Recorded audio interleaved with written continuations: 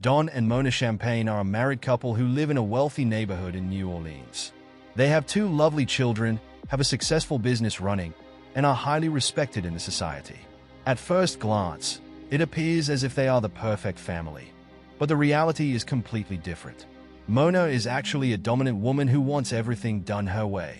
She has made several rules in the house, which have to be followed by the children and even her husband. If they disobey, she makes sure there are consequences. Mona has also made a goal book in which she has planned her week's routine in advance. She calculates everything so meticulously that there isn't even a minute's time to spare. One example is she has set exactly 15 minutes for the couple to have coitus at night. She has also specified the color of undergarments they have to wear for the occasion. Don is not allowed to get intimate with her at any other time, and this has left him feeling desperate. As for the kids, Allison and Andrew, they must always win everything they participate in. Whether it's a school competition or a friendly match with a neighbor, they have no other choice. Mona is always lurking around and making sure they are giving their best. As expected, Don is not happy with the situation. He doesn't have any authority over the family and can't even influence his children. You get me somebody that's authorized to say yes, or I'm gonna find another finance. We learn that he is the manager of a furniture store, which is supposed to be a big deal. However, we also learned that Mona's wealthy parents provided the funds for the store, which means that Mona is technically the owner. This is probably why Don agrees to whatever she says and doesn't have his own opinion.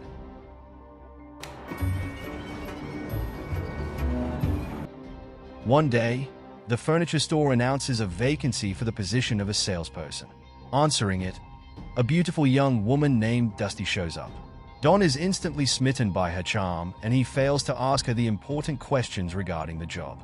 After she departs, Don's other employee, Les, suggests that he hire the girl. He reasons that they need a beautiful face to divert their minds from their busy schedule. Don also remembers his stressful marriage, so he hires Dusty without even considering the other applications. I don't think I've ever seen it.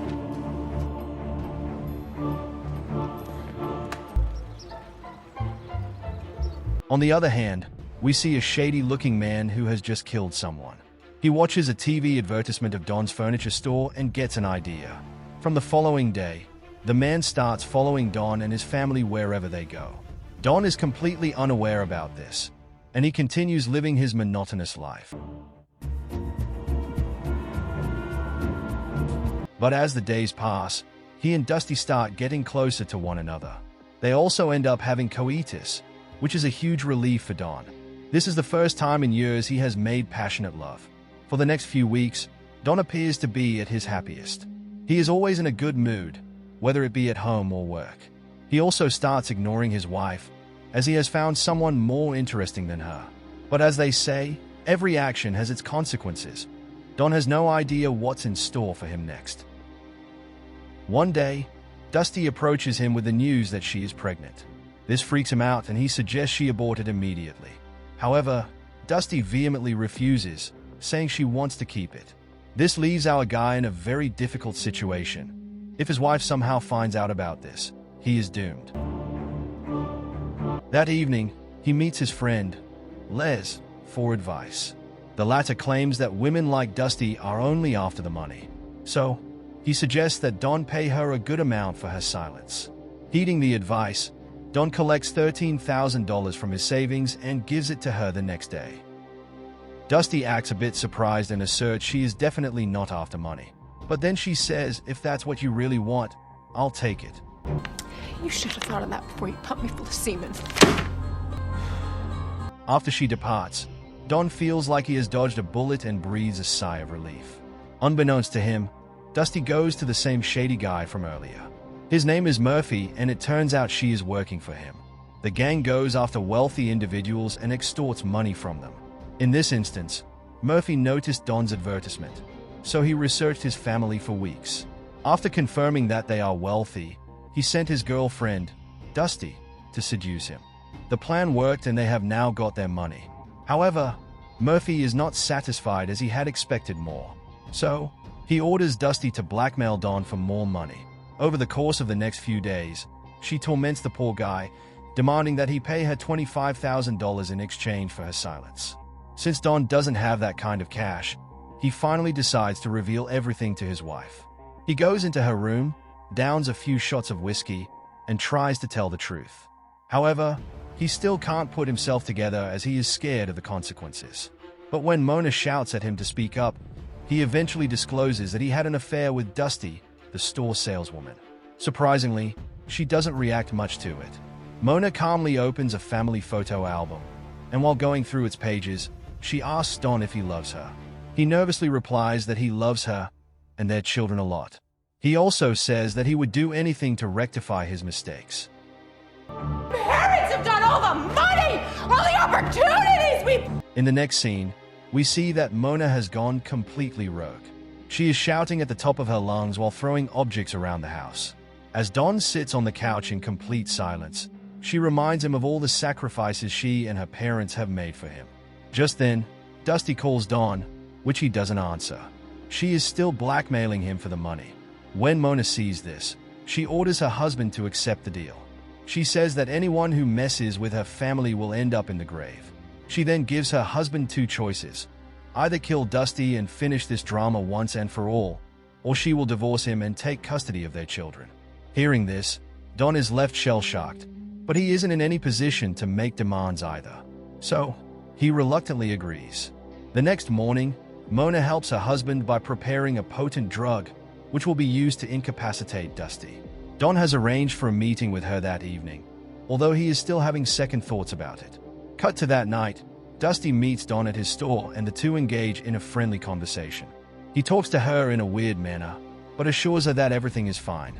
He then offers her the spiked drink, which she consumes without thinking much.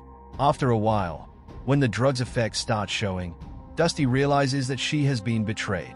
However, before she can run away from there, she collapses to the ground. After a while, Mona arrives there and orders her husband to put the body in their car's trunk. When they reach home, Don is ordered to strike the woman with a hammer, but he is too scared to do it. So, Mona takes matters into her own hands and finishes Dusty off. She then takes the dead body to the garage and dismembers it bit by bit. While doing so, she doesn't show any signs of remorse or disgust. Instead, she appears to be enjoying it.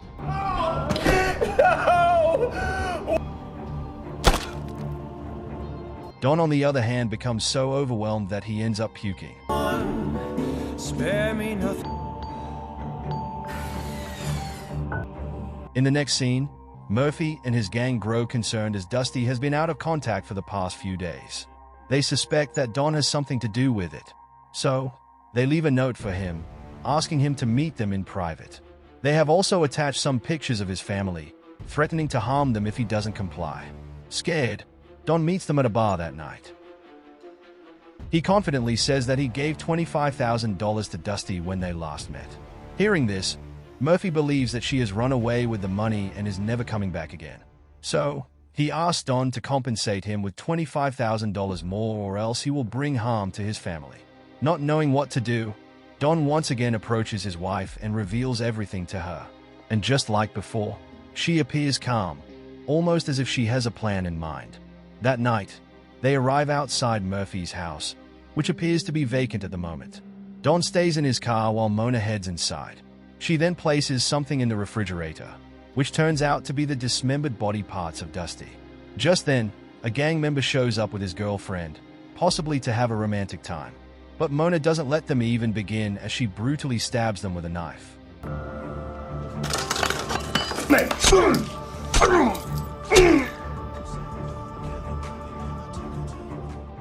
In his final breaths, the gang member calls Murphy and explains what just transpired. Meanwhile, Mona leaves the house and uses a disposable phone to contact the police. She alerts them that a murder has just taken place here. In the next scene, Murphy arrives home with a friend and is shocked to see the chaos. When he opens the refrigerator, he also finds his girlfriend's body parts. This is when he realizes that he has been set up. At the same time, the cops show up outside the house and shoot his friend dead. Murphy is also about to be killed, but he somehow manages to escape by using a secret underground door.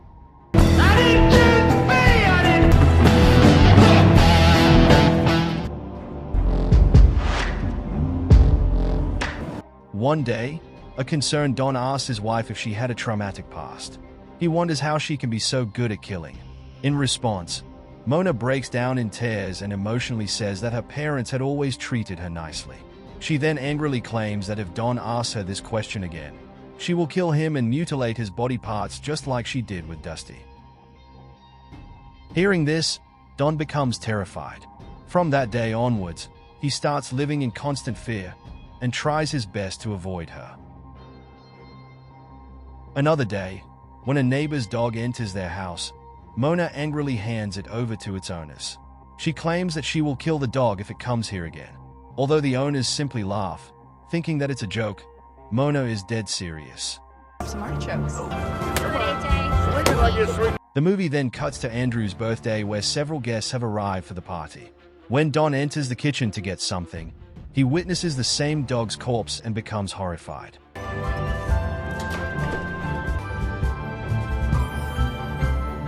Outside, Andrew and another kid are engaged in a game, but he appears to be losing. This obviously doesn't sit well with Mona, so she says out loud that the other kid is on steroids. When the boy's mom, who is suffering from Crohn's disease, tries to intervene, Mona makes fun of her condition. The evil woman also chastises her own son, calling him a failure. She instead hugs her daughter, Allison, who appears to be her favorite child. Don witnesses all this from afar and feels bad for his son. He fears that when Allison grows up, she will end up becoming like her mother. So, he decides to put an end to all this.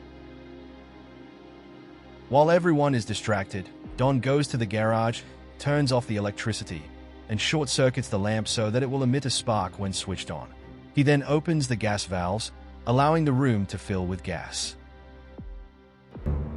After a while, he calls his wife and asks her to get some beef from the garage refrigerator. The latter obliges, and as soon as she turns on the lamp switch, an explosion takes place, ending her life. In the final scene, we see that Don is living a happy life with his children.